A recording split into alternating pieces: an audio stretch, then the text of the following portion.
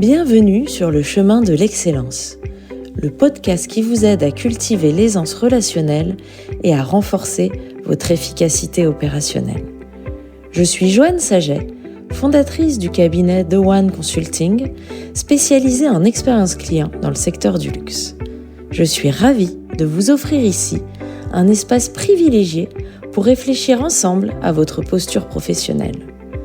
C'est avec passion et enthousiasme que je vous propose des interviews de personnalités inspirantes, des méthodes concrètes pour améliorer votre quotidien et surtout une vision de l'épanouissement professionnel où l'humain est au cœur de vos priorités.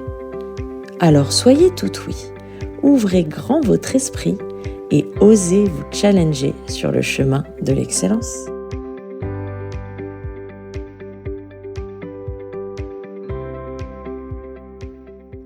Bonjour à toutes et à tous. Aujourd'hui, j'aimerais vous partager une astuce très simple pour ne plus être interrompu toutes les 5 minutes par vos collaborateurs. C'est un sujet qui revient systématiquement lorsque j'anime des formations en management. Beaucoup de managers me disent qu'ils ont énormément de mal à avancer sur leur projet de fond, à se concentrer sur des sujets stratégiques ou tout simplement à prendre le temps de réfléchir parce qu'ils sont interrompus en permanence. D'un côté, ils ont envie de montrer à leurs équipes qu'ils sont disponibles, accessibles, ouverts à la communication, mais de l'autre, ils en paient clairement le prix parce que ces interruptions incessantes finissent par épuiser leur concentration et leur énergie. Et très honnêtement, c'est extrêmement compliqué à vivre au quotidien. L'astuce que je vais vous partager aujourd'hui, elle est toute simple, mais elle fonctionne très bien, à condition de bien la poser et surtout de bien l'expliquer à vos équipes. Avant toute chose, je voudrais quand même vous parler d'un concept clé, le deep work. Le deep work, ce sont ces moments où vous travaillez sur des tâches qui nécessitent une concentration profonde. Des moments où vous avez besoin de calme, de focus et où la moindre interruption peut vous faire perdre complètement le fil. Et on le sait, après une interruption, il faut souvent 5 à 10 minutes pour réussir à se reconcentrer pleinement. Et sincèrement, ça enquiquine fortement. Donc la première règle avant de mettre quoi que ce soit en place, c'est d'expliquer clairement votre démarche à vos équipes. L'objectif n'est surtout pas de les froisser ou de leur donner le sentiment que vous n'êtes plus disponible, mais simplement de poser un cadre extrêmement clair. Par exemple, si vous travaillez dans un bureau fermé, je vous conseille une petite astuce très simple, c'est d'installer sur la porte un petit panneau « Ne pas déranger », vous savez, comme ceux qu'on trouve dans les hôtels. L'idée, c'est d'avoir un code couleur très clair. Vert, vous êtes disponible, rouge, vous ne l'êtes pas. Pourquoi c'est important ? Parce que même si vous dites à vos équipes « Ne me dérangez pas », beaucoup viendront quand même frapper à votre porte en disant « Je sais que t'es occupé, je te prends pas longtemps, mais… » Et cette phrase à elle seule suffit à casser complètement votre concentration. Alors qu'avec un signal visuel rouge sur la porte, il se passe quelque chose d'intéressant.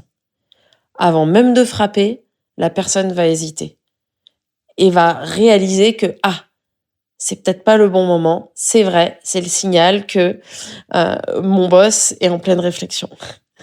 En ce petit temps d'hésitation, ça va tout changer.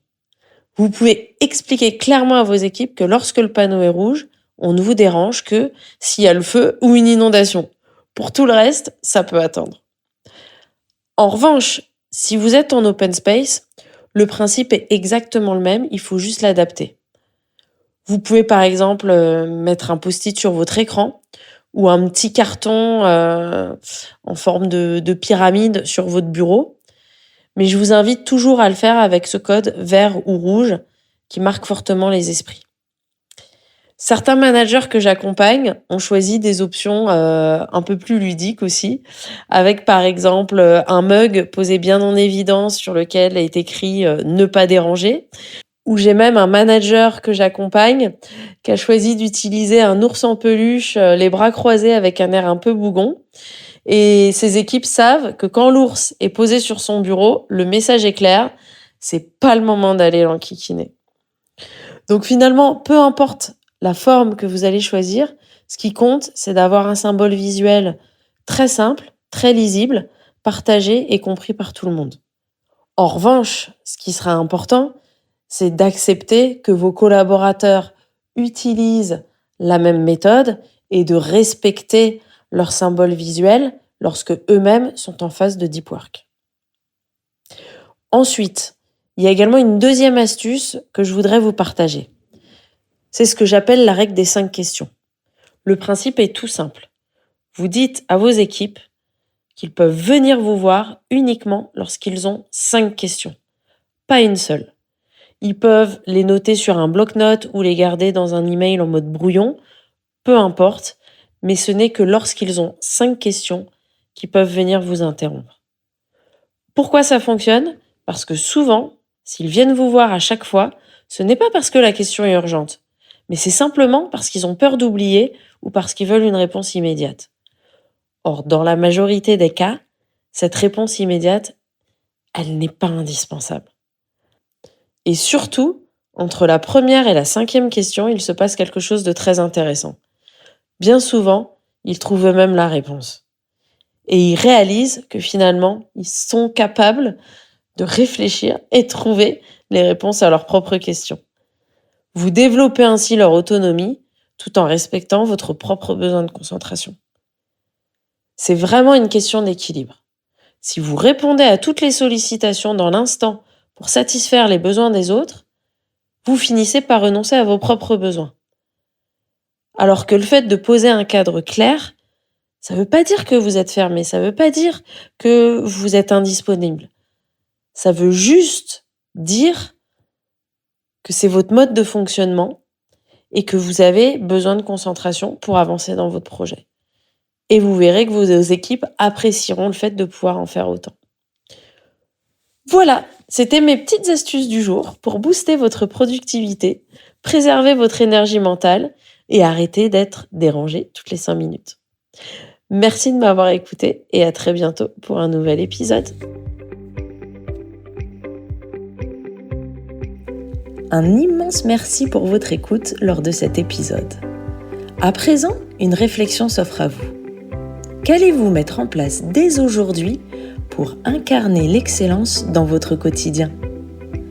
Si cet épisode vous a inspiré, je vous invite à le partager ou à déposer quelques étoiles sur votre plateforme d'écoute préférée. Au plaisir de vous retrouver prochainement sur le chemin de l'excellence. Je vous souhaite une merveilleuse journée ou soirée.